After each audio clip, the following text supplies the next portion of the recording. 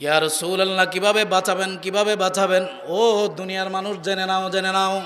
আল্লাহ রাব্বুল আলামিন যখন জান্নাত জাহান্নাম সংগঠিত করবে, আল্লাহ রাব্বুল আলামিন জান্নাতের মানুষ জান্নাতে পাঠিয়ে দিবে। জাহান্নামী আমাদের মতো যারা গুনাহগার আছে তাদেরকে জাহান্নামের মধ্যে নিয়ে যাওয়া হবে। জাহান্নামে যাওয়ার সময় জাবা নিয়ে ফেরেশতা, কি বললাম, ফেরেশতার নাম কি বললাম? জাহান্নামে যারা নিয়ে যায় তাদের সংখ্যা হলো 19 জন। কয়জন বললাম? 19 জন ফেরেশতা গুনাহগার উম্মতদেরকে কোথায় নিবে? জাহান্নামের দিকে নিয়ে যাবে। জান্নাতি মানুষদেরকে জান্নাতে পৌঁছাই দিবে। সালসাবিল নামক ফেরেশতারা জান্নাতে পৌঁছাই দিবে। জাবানিয়া নামক ফেরেশতারা জাহান্নামের মধ্যে নিয়ে যাবে। এই সময় আমাদের হাতের মধ্যে জাহান্নামের আগুনের কাঠগড়া থাকবে, জাহান্নামের আগুনের শিকল থাকবে গলার মধ্যে। এইভাবে শেষাই শেষাই দৌড়াদি জাহান্নামের দিকে নিয়ে যাবে।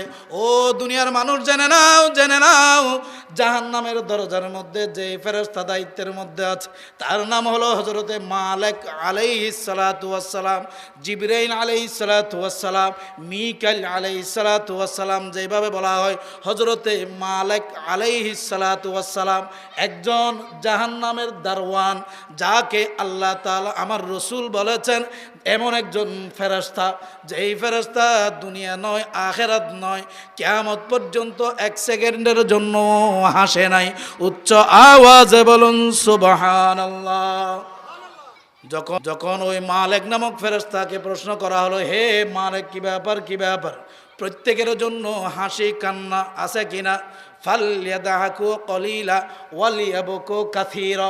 উম্মত বান্দা তোমরা জেনে নাও, জেনে নাও, বেশি বেশি কাঁদো, কম কম হাসো। তার মানে হাসাও জায়েজ, কাঁদাও, কথা বলেন না। ফালইয়াদহাকু কলিলান ওয়ালিয়াবকু কাসীরা। বেশি বেশি হাসো, বেশি বেশি কাঁদো, কম কম হাসো। হে ফেরেশতা মালিক, কি ব্যাপার, কি ব্যাপার? তোমাকে বানানোর পর থেকে আজকের এই দিন পর্যন্ত এক সেকেন্ডের জন্য হাসতে দেখি নাই, শুধুমাত্র কান্না, শুধুমাত্র কান্না। কি ব্যাপার, কি ব্যাপার? চেহারা অন্ধকার।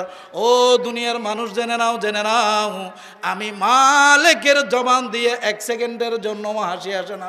কারণ হলো জাহান্নামের আগুন এতই ভয়ঙ্কর, এতই ভয়ঙ্কর।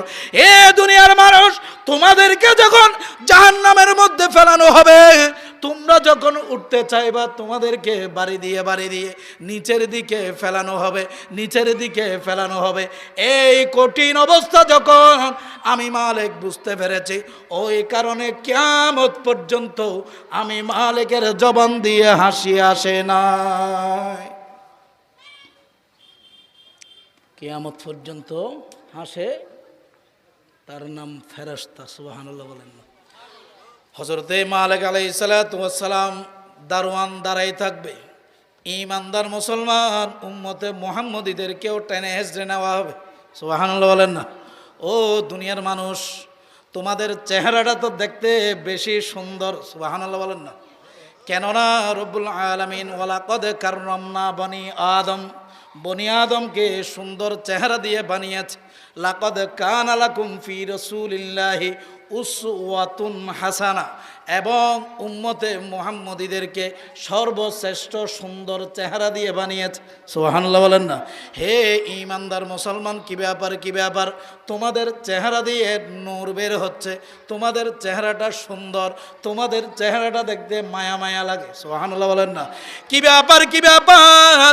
ও ফরাকফালওয়ালা ব্যক্তিরা, কমবক্ত ব্যক্তিরা, কি ব্যাপার, কি ব্যাপার? কোন নবীর উম্মত, কোন নবীর উম্মত? তুমি দুনিয়ার মধ্যে কোন আমল করেছ? কোন আমলের কারণে তোমাকে এখানে প্রেরণ করা হয়েছে? তুমি কি কোন উম্মতের নবীর উম্মত হইতে পারো নাই?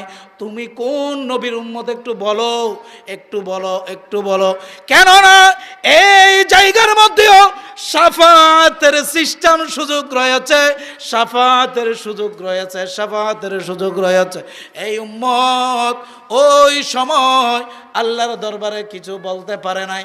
এই মালিক নামক ফেরেশতা যখন প্রশ্ন করলো কোন নবীর উম্মত, কোন নবীর উম্মত, কোন নবীর উম্মত প্রশ্ন করলো, সাথে সাথে এই ফরাকফালওয়ালা গুনাহগার উম্মত বলবে, আমরা কোরআনওয়ালা নবীর উম্মত।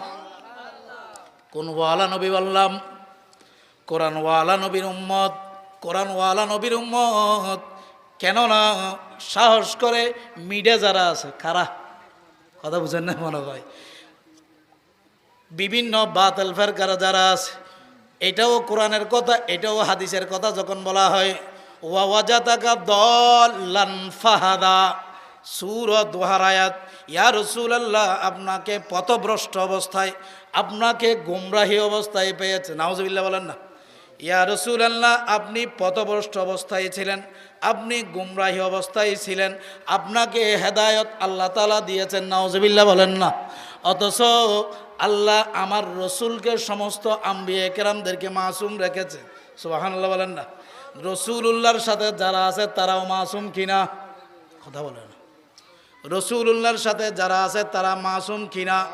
ইয়া রাসূলুল্লাহ আপনাকে ইমামে আলা হযরত ফাজলে বেরলভী রহমতুল্লাহ আলাইহি যখন কোরআনুল কারীমের এই আয়াতটা তাফসীর করার জন্য গেলেন, উনি বলতেছে, ইয়া রাসূলুল্লাহ আপনাকে উম্মতে মুহাম্মদের পথপ্রদর্শক হিসেবে গোমরা জাতিকে হেদায়েতের পথে আনার জন্য আল্লাহ তাআলা আপনাকে দুনিয়ার মধ্যে প্রেরণ করেছেন।